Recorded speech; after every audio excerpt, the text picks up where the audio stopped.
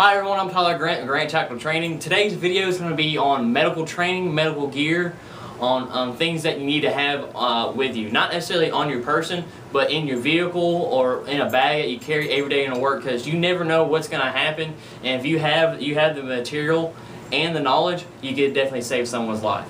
And today I got a special guest here. His name's Eric Shepard. I first met Eric at Arkansas Tech University in the Emergency Management program that we both have degrees in. And today he's going to talk about a little bit about his background in the medical field, so you can validate and know he's going to know what he's talking about. So Eric, go ahead. How you doing? I'm Eric Shepard. I've been a volunteer firefighter for 8 years. Been in professional fire service for approximately 2 years. Been on search and rescue teams for 5 years. Run hundreds of medical calls, everything from car accidents to drownings. There's a lot of stuff out there you need to be prepared for. And you can carry kits in your car, and you can potentially save someone's life, and you'll have that chance sometime in your life. So when you would go out on these calls, what is the absolute most common thing that you do run into? We get a lot of vehicle accidents, and everybody in their lifetime is probably going to see or witness a vehicle accident. During a vehicle accident, you've got a lot of blunt trauma. There's stuff crashing into items. If you're going 80 miles an hour and you stop instantly, you're going to have a lot of problems. You get a lot of open fractures where bones go through your wounds. You get a lot of lacerations from your head going everywhere, and that's a lot of what we see. Awesome. So what's some of the things that people can carry on the person in a bag, in the vehicle at all the times, that really doesn't require too much training, just kind of more intuitive on what people can use? I would suggest everybody carry some kind of pressure dressing. What this does is it applies pressure to the wound. It's also gauze and stuff like that. It stops the bleeding. Another good item to have is a hemostatic agent. Something like QuikClot is a good item. You can pour it on the wound. It's hemostatic. It ends up bonding and stopping the bleeding. Another kit that is about $60. It'd be good for the average person that's not extremely medical trained is a Venture Medical Kit Weekender. It's great for if you're taking out hiking also. It's got a bunch of different items in here, from trauma stuff to everyday things that you could use. Validated that way for having it. Keep that open for a second, Eric.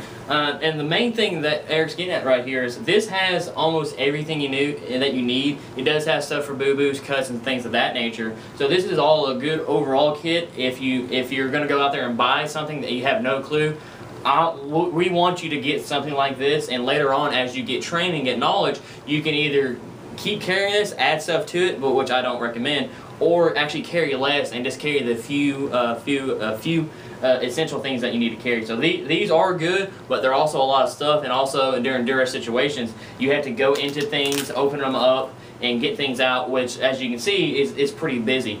But right now, what I'm going to have Eric go into are some of the two things. Actually, I'm going to go into some of the two things. If you only carry these things, you're right. One of them is some type of pressure bandage, like Eric was talking about. This is an H bandage, and it's very good. It can be you can use it just to push into the wound and or actually create pressure, or it can be a hasty tourniquet used properly.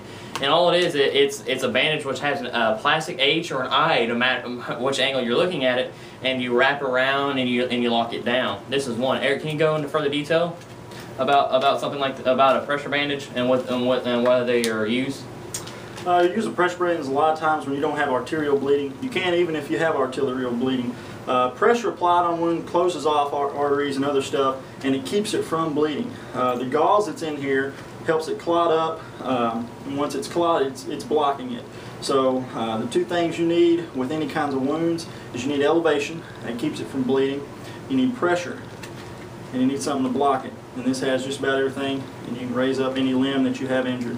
And what I do tell people too, I think Eric will agree with this. If you have some type of bandage like this which needs to stay sterile, keep it in the plastic. Okay. I mean, they all have things where you can tear it open with your teeth, scissors, whatever. These things are actually really easy to open, so that's not that big of an issue. Another thing is a tourniquet. There's a lot of things people talk bad about tourniquets. People's limbs are going to rot off, they're going to fall off. With modern technology and the way we get people to medical service, that's not an issue anymore. And Eric, since you are the expert on this, why don't you go ahead and talk about what the uses of a tourniquet and hopefully debunk some of those myths. Okay. The tourniquet basically is if you have arterial bleeding, if you have a limb chopped off, or if you just have any uncontrollable bleeding that you can't stop with a pressure bandage, with pressure points, with elevation, or any other type of bleeding, stop bleeding method. If you can't stop it, this might be your only choice. It'll stop the bleeding. They're very effective. Pretty much what it does is every point, if you put it on your arm, it cuts off all blood circulation past that point. They're very useful. If you know how to implement them, they're very time saving, and you can save somebody's life who has an arterial bleed that you normally couldn't save with gauze and other methods.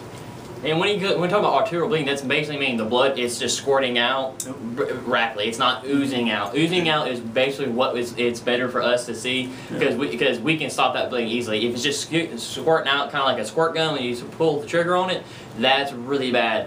That means there's not a whole lot of time that you have. But go into the go into the detail of tourniquets. If you put one on, put one on the person, their limb's going to fall off and they won't be able to use it anymore. No, not really. Back in the good old days, yes, but unless you keep this thing on for hours at a time, you're most likely not going to lose a limb.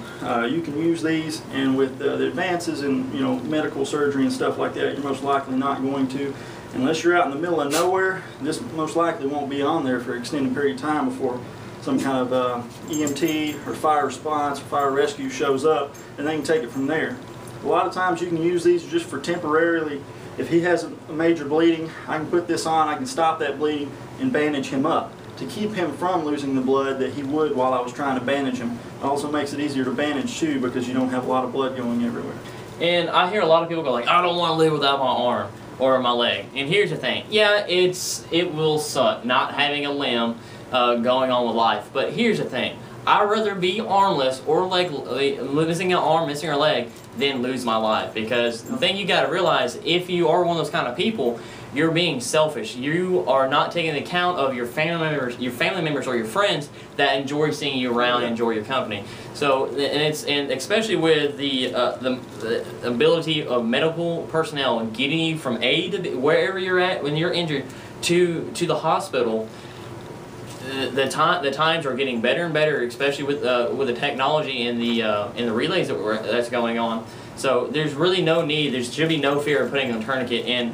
And I don't know if Eric condones this, but I tell people if you don't know what it is, slap a tourniquet on it, because you can stop the bleeding regardless if it's squirting out or just oozing out. And like I was just saying with technology, with the amount of time it takes to get to a hospital, you can use this and regardless, it should or good work. But Eric, is there anything else you'd like to add on first aid? Not right now. Not right now. All right, everyone. I hope you appreciate the video. We'll have more videos on more tactical medicine later on. I'm Tyler Grant with Grant Tactical Training here with Eric Shepard. I hope you enjoyed my video. I hope to see you on the range.